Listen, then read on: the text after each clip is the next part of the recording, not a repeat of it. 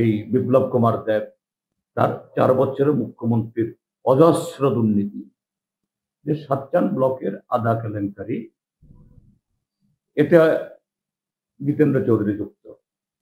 বলির পাঠার মতো ঘাড় ধরে নামিয়ে ত্রিপুরা থেকে নির্বাসিত করে দিল। সাংসদ হলেও তার এই সমস্ত কেলেঙ্কারিগুলো বের হবে। বর্তমানে লোকসভার মাননীয় সাংসদ, যার নির্বাচন নিয়ে এই ত্রিপুরা রাজ্যের মানুষের অজস্র অভিযোগ, কিভাবে তিনি একেবারে বিশ্ব রেকর্ড করে এত ভোটে তিনি নির্বাচিত হয়ে গেলেন। যাই হোক, ওটা আর এক ব্যাপার। তিনি ত্রিপুরা রাজ্যের মুখ্যমন্ত্রীর দায়িত্ব ছিলেন 4 বছর। তিনি নাকি কোন একটা প্রসঙ্গে বলেছেন যে সিপিএম এর রাজ্য সম্পাদক, ত্রিপুরা রাজ্যে বিধানসভা বিরোধী দলের নেতা যেন বাড়াবাড়ি না করে, যে অতীতে তখনকার সময়কার যারা বিরোধী দলের লোক, তারা আমাদের সম্পর্কে এই বিরোধিতা করতে গিয়ে, আমার চেহারা কালিমা লেপন করতে গিয়ে একটা অভিযোগ তুলে ধরেছিলেন যে সাতচান ব্লকের আদা কেলেঙ্কারি, এতে জিতেন্দ্র চৌধুরী যুক্ত। তো মাঝখানে অনেক দল গড়িয়েছে, ভারতীয় জনতা পার্টির সরকার এসছে। আগে অন্য দলে থেকে যারা কথাগুলি বলেছেন তারাই বিজেপি যোগদান করেছে, এখনো অনেকে সেখানে আছেন। ইদানিং কালে ভারতীয় জনতা পার্টি যখন ক্রমশ দুর্বল হচ্ছে, পায়ের তলার মাটি হারাচ্ছে, সেদিন 9 তারিখে বহু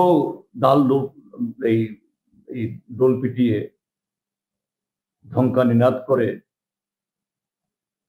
সারা ত্রিপুরা রাজ্যে হুলিয়া জারি করেও তারা আমাদের যে জনসভা আমরা করেছিলাম 29 তারিখে, 29 জানুয়ারি, সমস্ত বাধা বিপত্তি আক্রমণকে মারিয়ে তার অর্ধেকও করতে পারে। স্বাভাবিক, ভারতীয় জনতা পার্টির উপরতলা থেকে নিচুতলা অব্দি নেতৃত্বে যারা আছেন তারা আতঙ্কিত। আগামীর অজানা ভয়ে এদের ঘুম নেই। সে থেকেই কি ডাক্তার মানিক সাহা, কি রাজীব ভট্টাচার্য, কি এই বিপ্লব কুমার দেব, এরা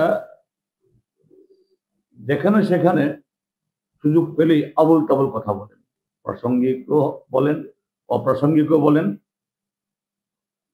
এবং এই বিপ্লব কুমার দেব নাকি বলছেন যে সেই সাতচান ব্লকের সেই ফাইলটা রেডি আছে।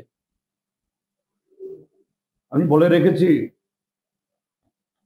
মুখ্যমন্ত্রী ডাক্তার মানিক সাহাকে ফাইলটা খোলার জন্য। আমি বিপ্লব কুমার দেব বা তাদের দলকে উদাত্ত আহ্বান জানাচ্ছি। হ্যাঁ, আপনি 4 বছর মুখ্যমন্ত্রী ছিলেন, তখন কোথায় আপনি ঘুমিয়েছিলেন?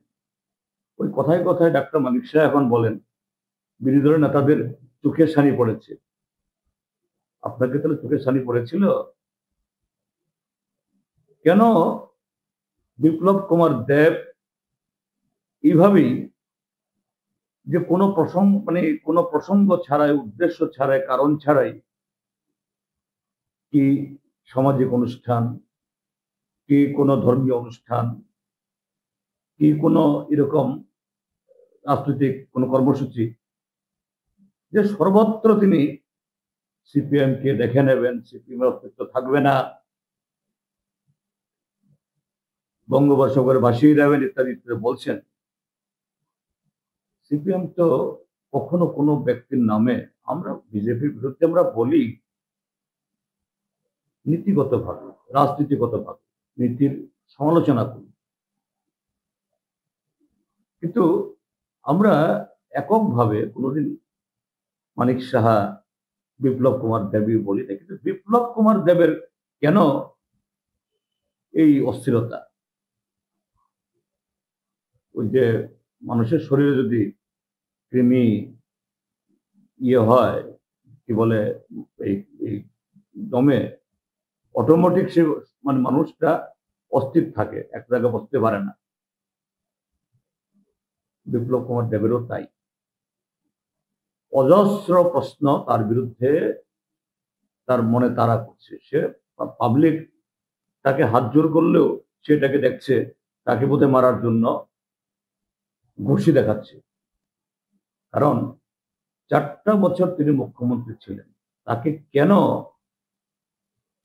বলির পাঠার মতো ঘাড় ধরে নামিয়ে ত্রিপুরা থেকে নির্বাসিত করে দিল? বিজেপির লোক তারা ভেতরে জানে ঠিকই, কিন্তু ত্রিপুরা রাজ্যের মানুষ এগুলো জানে না। ত্রিপুরা রাজ্যের মানুষ সে কারণগুলো খুঁজছে। বিপ্লব কুমার দেবকে, বিজেপিকে সে কারণ দেখাতে হবে। এবং সে কারণগুলা কি? তার 4 বছরের মুখ্যমন্ত্রীর অজস্র দুর্নীতি। এই যে বিজেপির সরকারের তাদের পায়ের তলা মাটি যত যাচ্ছে, সে তো ভয় পাচ্ছে। বিজেপি সরকার নাই মানে হলো ফাইলগুলি খুলবে। কাজেই অন্যদের উপরে এরকম একটা হাত পা ছুড়ে দিয়ে সে একটু যে মানে শান্তিতে ঘুমাবার চেষ্টা করে, তার তো ঘুম হয় না। এই হলো তার এই বক্তব্যের পেছনে মূল কারণ। নাহলে হঠাৎ করে বলা নেই, কওয়া নেই। তিনি জিতেন্দ্র চৌধুরীকে নিয়ে এই সমস্ত কথা বলছেন। এবং আমি প্রকৃত ঘটনা বলি, এই জিতেন্দ্র চৌধুরী তখন আরডি মিনিস্টার ছিলেন। ওই ঘটনা যখন হয়, আর সেই ব্যক্তি যাকে সিপিআইএম এই অনিয়মের কারণে বের করে দেওয়া হলো, তিনি প্রথমে জয়েন করলেন তৎকালীন বিরোধী দলে, তখন বিজেপি ছিল না। আর পরবর্তী সময়ে তিনি বিজেপির একজন দেবতুল্য কার্যকর্তা হয়ে যান। তো বিপ্লব দেব কাকে বলছে, কাকে বোকা বানাচ্ছে? আসল কথাটা হলো তার যে এই ত্রিপুরার যে তাদের যে অস্তিত্ব দিন শেষ হয়ে যাচ্ছে। আর দিন শেষ হয়ে যাওয়া মানে হলো তিনি সাংসদ হলেও তার এই সমস্ত কেলেঙ্কারিগুলো বের হবে। কেন তাকে বিজেপি তাকে সরাতে হবে? আমরা তো সরাইনি, বিজেপি সরিয়েছে। এই কারণগুলো, ফাইলগুলো খুলুক। বিজেপি তাকে মাফ করে দিয়েছে, আমরা মাফ করবো না, ত্রিপুরার জনগণ মাফ করবে না। এই হলো মূল কথা।